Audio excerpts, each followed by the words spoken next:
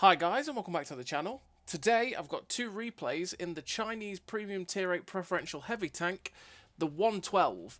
Now this is like the brother heavy tank to the WZ-111 and it's slightly different in a couple of ways to that tank.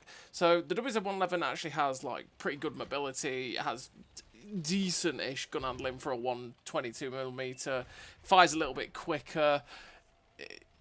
Doesn't have the armour of this tank, right? That's what that has. This tank has armour, decent-ish mobility for a heavy tank, to be fair. It goes with 45 kilometers an hour, which is sound enough, right? And like I said, the armour's actually really solid for this tank. The one thing that really is sucky about this tank is the gun handling. The gun handling on the 112 is pretty atrocious. It gets 3.4 second aim time and 0.46 accuracy, and even in this day and age of 6.0 with the cruise skills, with vert stabs, the gun handling is still absolutely shocking, and it will let you down a lot because the gun handling is quite bad, the shell velocity is quite bad, obviously the aim time is bad. It just can be very painful, but it is great at brawling because the armour on this tank is solid. You can bounce like tanks that have up to 200 penetration on the lower plate. That's on the lower plate. It's insane. If you angle the lower plate really quite effectively, you'll bounce a hell of a lot of shots. The upper plate bounces a lot as well. The armour on this tank is very well rounded. The other big problem with it is very similar to the IS-6, same as the WZ-111.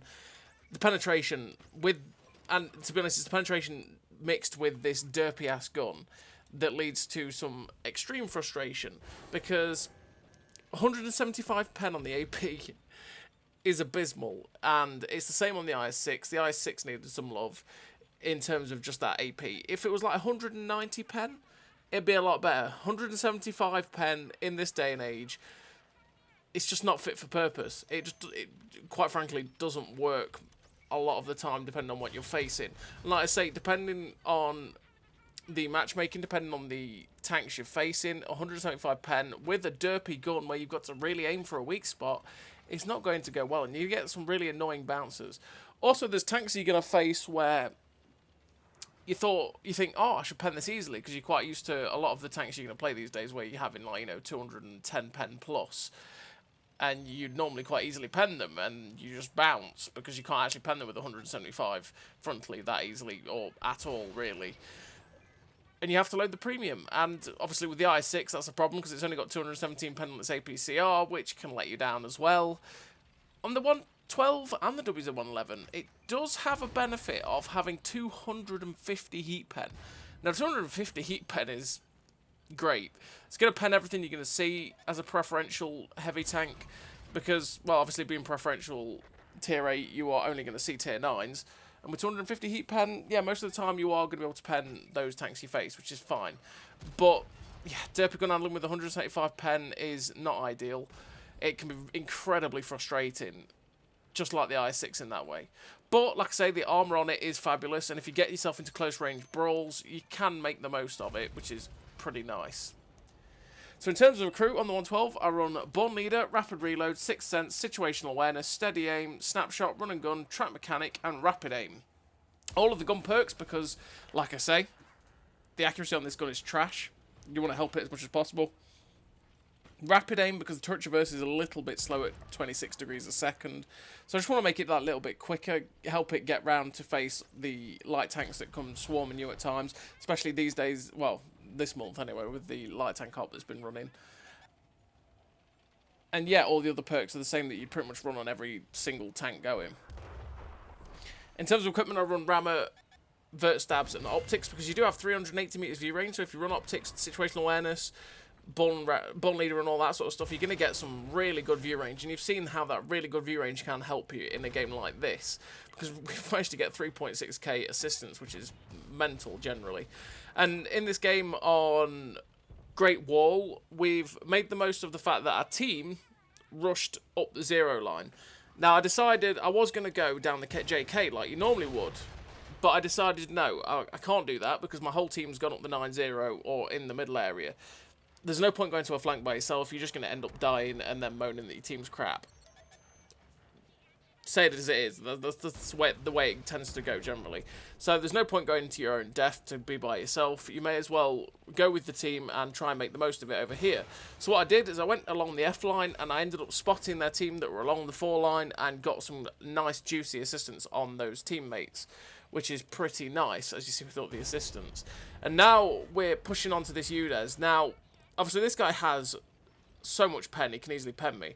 But there is the light tank coming up behind us, so that's why I decided to push him, because I could have stuck around and hid and waited for my reloads and stuff, but the light tank coming up behind us was not a good play. And I wanted to be able to make sure that I was ready for him to come along. And, well, hello Mr. Vanguard. Hit him on the move as he's jumping over the cliff. It's always good to hit the pest. And I feel like this guy may have just accepted his fate, and yeah, there we go. The ELC is gone. So we finished that game with 4k assistance and 4.1k damage. The 1400 blocks as well, because the armor's decent. Ace tanker, patrol duty in a heavy tank, high caliber, steel wall, 2.4k base XP. A really nice game for the 112. And that game really is the epitome of don't go all alone onto a separate flank where there's no one to help you. If your team goes one way, follow them and just try and make sure that you can make the most out of the game, because it's never going to go well. I mean, with Great Wall and Encounter, obviously, it was probably the perfect scenario because didn't actually have to defend the base behind us, which is decent. So we're on the second game, and we are on Cliff. I was about to call it Arctic region for a second, it's because it's snowy. No, it's Cliff. We're on Cliff, and I am going to charge straight down the 2 line. Now, going straight down the 2 line into that middle bowl area can go very badly, or it can go very well. We'll just have to see how that turns out in this game, won't we? Yeah, it can go either really badly or really well, because depending on how many of their team actually go into the middle, it depends on how much help you have. Because sometimes their team can rush in, you can go in with like 1 tank and then find that 6 of theirs has charged in and you're dead before you know it. And then other times it can be like this, where there's 2 of us have gone in and there only actually seems to be 2 of their team here. So we've gone in, this Aguila actually crashed into us, we get slapped from behind because those 2 tanks are in that position at D1. It's like, well, okay, I'm just going to back up to the point where they can't shoot me and I can get the shot to finish off the Aguila. So the Aguila's gone, but now there's a Barask that's just behind us. It's like, leave me alone, Barask. He bounces off our upper plate. He is actually, with his 190 pen and derpy gun, he's really going to struggle to pen us frontally. The derpy gun handling comes into play. Auto-aim the shot. I know we were on the move, but for the most part, the aim reticle was all over him, and we hit the floor. But we do manage to get the shot into him there, which puts him down to a 1-shot, which is nice. And I am detected right now. There's nothing that could be possibly seeing me except for artillery. So it's like, nope, nope, nope, nope, nope, not doing that. So you know what? I'm going to go attack this Carnarvon and IKV that were here because, well, they're easy targets and artillery can't poop on me. It's the best way. So we managed to get a shot into the Carnarvon, damages Amarak. He's still sat there for some reason. And, oh, there goes the guy's head. Goodbye, head of Carnarvon.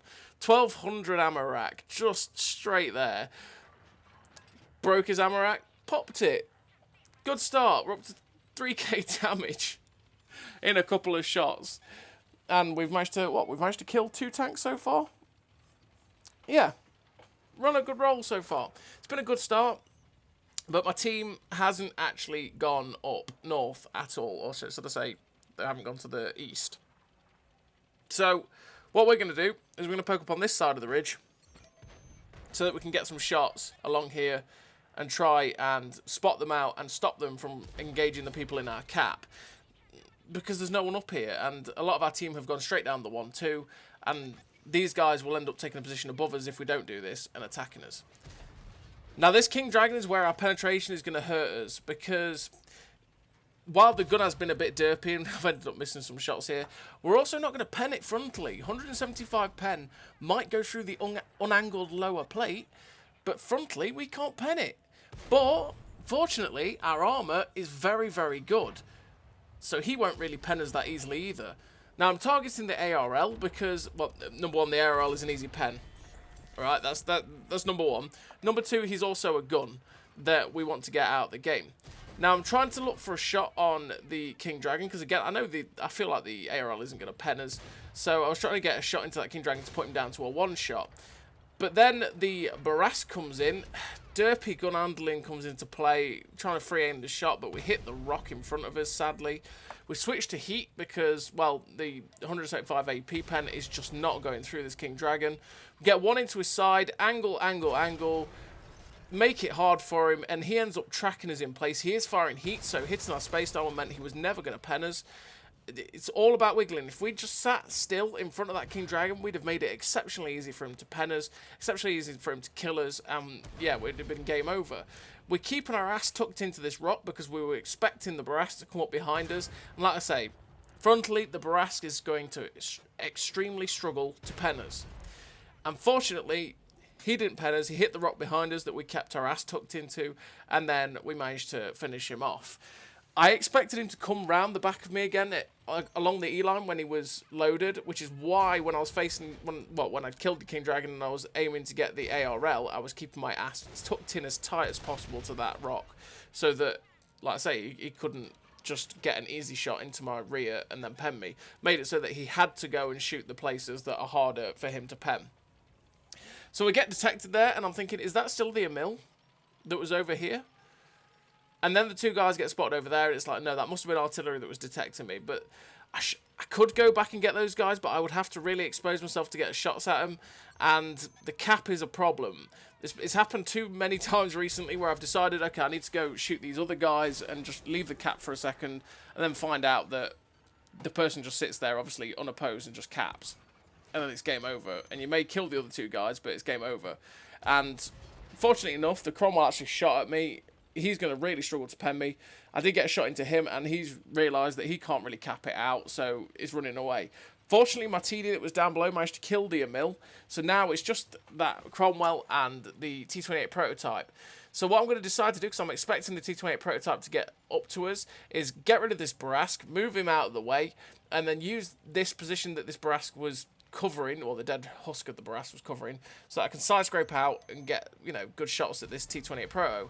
And as expected, he's just driving up. We managed to pen him in the side. We have loaded heat because, again, with 175 AP pen, we're not really going to pen this guy very easily. Even angled like that, we would have probably bounced. And we get a nice shot into him again. We get as close as possible to this guy to make it so that it's going to be really hard for him to pen us, and he just chokes the shot, really, there with his poor turret traverse. He should have really just stopped moving earlier and made sure he aimed his shot, but it is what it is. We managed to shut that guy down, and now the Cromwell, who is actually stock, if you look at him, he doesn't have a long gun, he only has, I think that's the 6-pounder that he's got on that turret there, so I think the 6-pounder only has like 110 pen, and then something like 180 on its premium, which was never ever going to pen the 112 frontally, like, ever.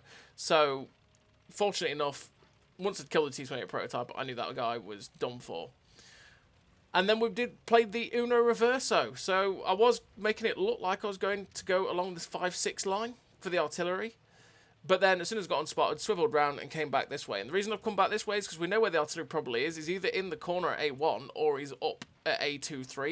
And if he's up at A23, it's going to be hard for him to hit me as I come down the bottom end as opposed to the top end. Because, well, you know, artillery has great elevation, but not good gun depression. So it was like, hey, you know, if he's up above me, he's not really going to be able to get his gun down to shoot at me, and it'll present me with a good opportunity to shoot him. Unfortunately enough, he's still sat towards their cap, which gives me the great opportunity to get underneath his gun, and as you can see, he just can't depress his gun. And it's like, goodbye, Mr. Piggy. And we finished the game with an absolutely incredible total for the 112. Finished with the victory. The 9 kills, 7k damage, nearly 3.6k blocked, a bit of assistance. Ace Tanker, Radley Walters, Devastator, Steel Wall, High Caliber, Top Gun, 9 kills. One more and we would have had a pools. Unfortunately, couldn't quite get that. Finished the game with a great total for the 112, which is an okay heavy tank. The only thing that truly lets it down is its gun handling and poor pen. Realistically, you can keep the poor gun handling, just please buff the pen to like 190. So as always, everybody, thank you very much for watching. I'll see you next time.